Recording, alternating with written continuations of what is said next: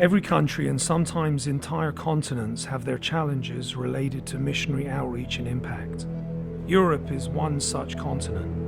One of the greatest challenges that has been ongoing in Europe is the transition from a culture based on Judeo-Christian moral perspective to a post-Christian culture with a godless, secular worldview. Well, a lot of people think that the French are Catholic. They do have a strong Catholic background and history, but we found that most people today, especially in the urban areas, they don't go to church anymore. They might have been sprinkled as a baby. They might go for weddings and funerals, but that's about the extent of it. So they're not. A lot of them won't say, "I'm not a practicing Catholic." They don't really need for anything, and most of the people are very well educated. So, you know, they're very self-satisfied with their life. They're very self-complacent. Most French would consider themselves to be post-Christian. I would imagine that most would probably put themselves in either the agnostic or the atheist camp. None of the people I know besides my church family are Christians, and they're opposed to what I believe and what I do. And it's not about me, no, but it's about they're opposed to Christ. And to me, my church family is my real family. Working in a post-Christian, a postmodern society, we're going to definitely have to be able to speak in an effective manner, and that means rethinking anything you've ever been exposed to. And so working with people that don't have an allegiance to the Bible, it means we're going to have to create some kind of way to be able to have some kind of a respect in their eyes, and that's going to take a lot of experimentation. So maybe it's, you know, we need to think a little bit, not change the gospel message, but change the method of reaching out and reaching people. You know, Jesus did different things to reach different people. Another challenge is the growth of the Islamic influence in Europe.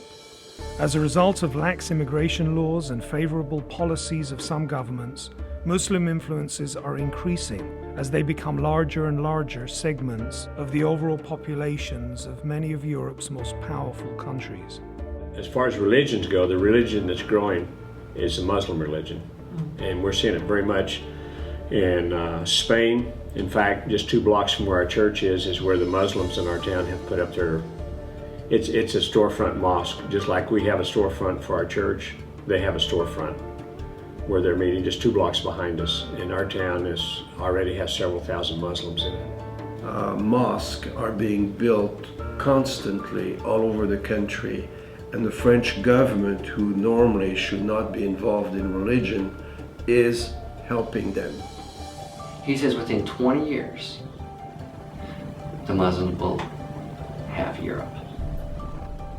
And, you know, it's scary when you see all the mosques that are going up all over the place. Despite these and many other challenges, Baptist Bible Fellowship International missionaries are seeing God turn seemingly negative challenges into wonderful and exciting opportunities. And he does this as missionaries use the changing culture to the advantage of the gospel. There is a language, a heart language that's being spoken by a generation. It's not an issue of content so much, it's a question of delivery. Can they understand it? And so we try and experiment constantly with creating new platforms to be able to speak in the same message into lives.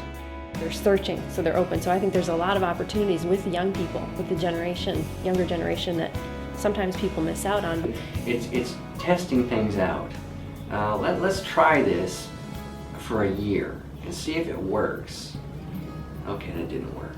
Let's try this. And you just don't give up.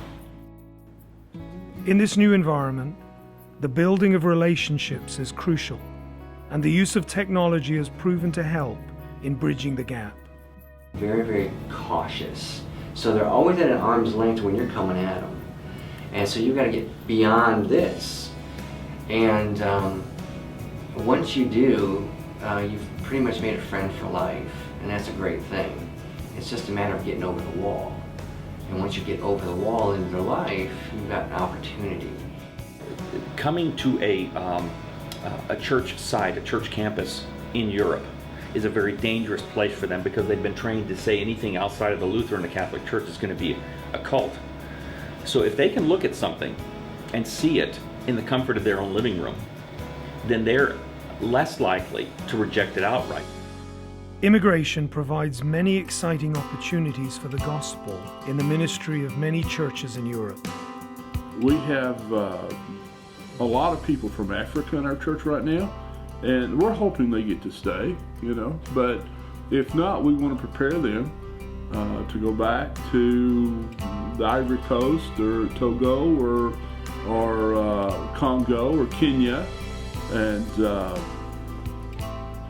be able to do a ministry.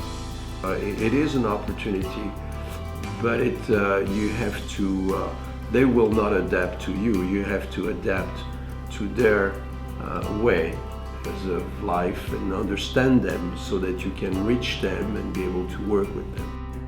Because of the impact of the salvation in Christ in the life of a person in transition, a missionary in Europe could potentially reach people from around the world through those saved in their ministry, seeing the need to get the gospel to their family, their friends, and the citizens of their native homeland. It's an exciting opportunity to know that immigrants are coming. And so we have this unique opportunity to, being so close to a major city like Paris, that they're coming. So if we can reach these people, and like she said, then they can take the gospel back. If they go back, they're taking that light back to places that we can't go. Europe is definitely a challenging place to serve. Rising costs, changing cultures, and an indifference to the gospel are all difficult but not insurmountable obstacles.